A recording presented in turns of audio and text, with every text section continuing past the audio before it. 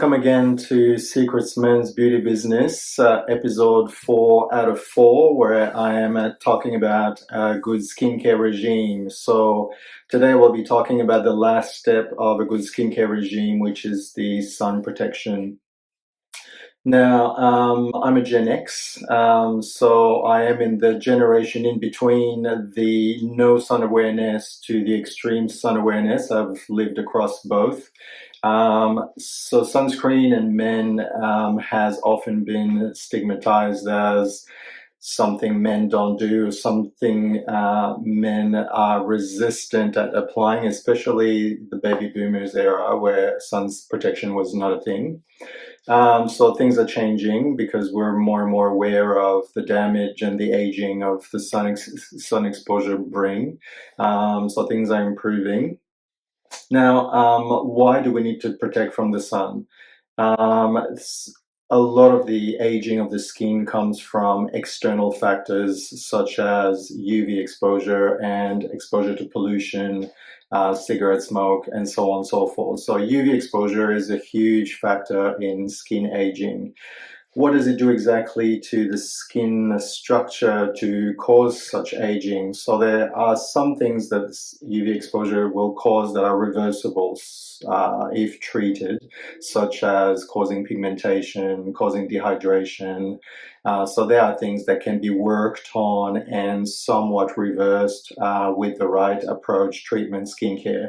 Some damages are irreversible. So the transformation in the type of collagen and elastin that the skin contains, those changes are irreversible, and they are causing the skin to lose its capacity to bounce back or to its elasticity.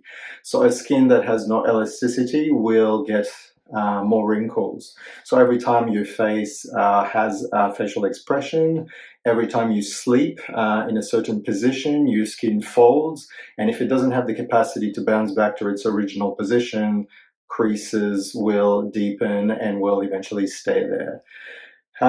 Paradoxically, UV exposure has also some positive benefits. So it is a mood enhancer. So in winter, people tend to suffer SAD, a seasonal affective disorder, more prevalent in some people than others. It also helps your body produce vitamin D. And also people who suffer skin lesions such as acne find that their acne gets better when exposed to UV light. So it's not all bad. From a purely cosmetic perspective, in dermatology, UV is bad. So there's no kind of debate around that. The consensus is you wear sunscreen every time you leave the house. Now, I'm the Antichrist. I work in the cosmetic industry and I don't wear sunscreen daily. I'm all about measure. If I am to go to sports or have to be in the sun for a prolonged period of time, I will definitely wear sun protection. But just to walk in and out of the house, get to my car, get to work, I don't. And even if I'm on holiday and I have the possibility of choosing the time slot where I will get a bit of sun exposure outside of the peak, when the sun is at its zenith, so try to have a bit of window in the morning and in late afternoon, then I will like to get a bit of vitamin D and a bit of sun on my skin. But don't take this is my choice. We're here to talk about skin health. So UV has damaging effects when it comes to the elasticity of the skin in the long run. How to choose the right skincare. So skincare ingredients are in two broad categories. So you have the more what we call chemical sunscreen ingredients, and then you have the physical blockers.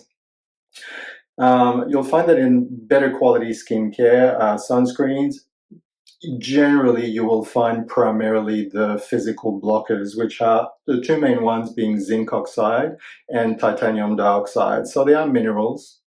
They are crushed in a powder, and they just form a barrier on the surface of the skin.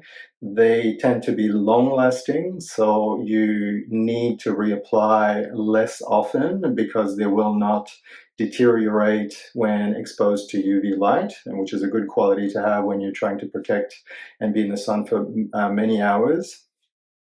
They're also inert, so they will not cause irritation to the skin. The base that they're sitting in might, but the mineral itself is not going to cause allergic reactions and irritation.